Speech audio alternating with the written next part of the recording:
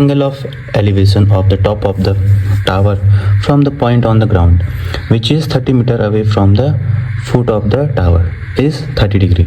Find the height of the tower. हमको question देखो, पहले क्वेश्चन को समझ रहे हैं. The angle of elevation, elevation मतलब नीचे से ऊपर बनने वाला एंगल, फ्रॉम द ग्राउंड, यहाँ से कितना बन रहा है, ये 30 डिग्री का एंगल ऑफ एलिवेशन बन रहा है. ठीक हो गया. दूसरा, और ये कितने दूर है टावर के फुट से. सपोज ये क्या है कि टावर है, यहाँ से इसकी डिस्टेंस कितनी है, 30 मीटर की.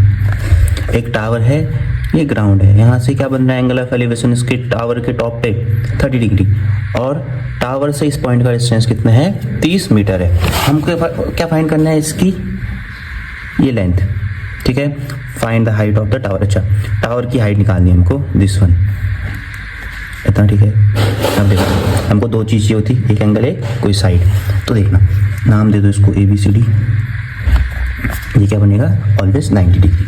अब देखना, हमने क्या पढ़ा था, Pandit Badri Prasad height of tower क्या मान ली मैंने, H मान ली. अब देखो, पंडित बद्री प्रसाद हर हर भोले, मेरे को किस किस का रिलेशन चाहिए, बेस और ये एंगल है तो बेस और परपेंडिकुलर का. बेस और परपेंडिकुलर का रिलेशन किस में है, 10 में. This one is base perpendicular upon base, तो मैं क्या हो जाएगा, 10 30 degree. Perpendicular upon base, perpendicular बोले तो AB, बेस बोले तो BC. अब वैल्यू रखो, 10 कितना, 30 डिग्री. AB कितना है, हाइट ऑफ टावर. BC कितना है, 30 मीटर जो हमको दे रखा है. अब 10 30 की वैल्यू कितनी होती, 1/√3 equal to H/30. Cross multiply करो, ये इधर ये इधर, तो 30 इक्वल टू H√3 इतना. ठीक है. तो H इक्वल टू कितना आ जाएगा, 30/√3. अब देखो, हमको नीचे √3 पसंद नहीं है, तो क्या कर देंगे, रेशनलाइज करेंगे. तो H इक्वल टू क्या होगा, 30/√3 इंटू √3/√3. तो H की वैल्यू कितनी आ गई, 30√3/3 इंटू 3 कितना टाइम, 10 टाइम. तो H इक्वल टू कितना हो गया, 10√3 मीटर. ये कितनी क्या हो जाएगी, हाइट ऑफ टावर. अब देखेंगे क्वेश्चन नंबर 5. क्वेश्चन कह रहा है, a kite is flying at a height of 60 metre above the ground. ये काइट है कोई, ये ग्राउंड से कितने हाइट पे फ्लाई कर रही है, 60 मीटर. ठीक है. The string attach to the kite is temporary tied to a point on the ground. ये कहाँ से, ग्राउंड के किसी पॉइंट से क्या है, टायर्ड है, मतलब जुड़ी हुई है. ठीक. The inclination of the string with the ground is 60 degree. तो ग्राउंड से कितना एंगल बना रही है, 60 डिग्री का एंगल बना रही है. Find the length of the string assuming that there is no shake in string. मतलब ये यहीं पे है, हम एज्यूम कर रहे हैं कि ये हिल ही नहीं रहा है. ठीक है. तो हमको ग्राउंड से 60 मीटर हाइट दे रखी है और यहाँ से 60 डिग्री का एंगल बन रहा है. Find the length of the string.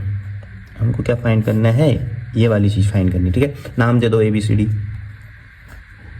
ABC ये क्या हो जाएगा, 90 डिग्री ऑलवेज. ठीक है. अब देखना, मेरे को किसका रिलेशन चाहिए, ये निकालना है ना. ये क्या हो जाएगा, हाइपोटेनियस. ये क्या होगा, परपेंडिकुलर. तो परपेंडिकुलर अपॉन हाइपोटेनियस क्या होता है वो देखते हैं. पंडित बद्री प्रसाद हर हर भोले, मेरे को क्या चाहिए, परपेंडिकुलर और बेस का रिलेशन. परपेंडिकुलर और बेस का रिलेशन नहीं, परपेंडिकुलर और हाइपो का रिलेशन. परपेंडिकुलर और हाइपो का रिलेशन किस में मिल रहा है, साइन में मिल रहा है. ठीक है. तो मैं क्या करूँगा, let length of string,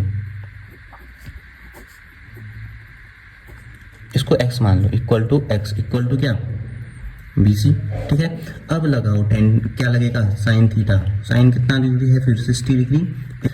perpendicular upon hypo, perpendicular कितना है इसका, AB. हाइपो कितना है, AC है. साइन 60 वैसे ही रहेगा.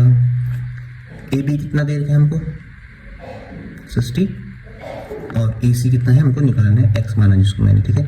साइन 60 की वैल्यू √3/2, 60/x. क्रॉस मल्टीप्लाई करो, कितना हो जाएगा, √3x equal to 120. x equal to कितना, फिर 120/√3. अब नीचे रूट वाली वैल्यू हमको पसंद नहीं है, तो क्या कर देंगे, रेशनलाइज.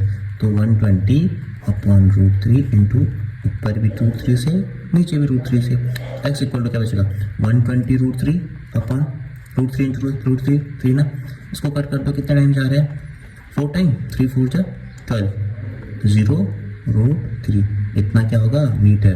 ठीक है, तो है तो स्ट्रिंग की लेंथ कितनी आ गई हमारे पास 40√3 मीटर। ठीक है।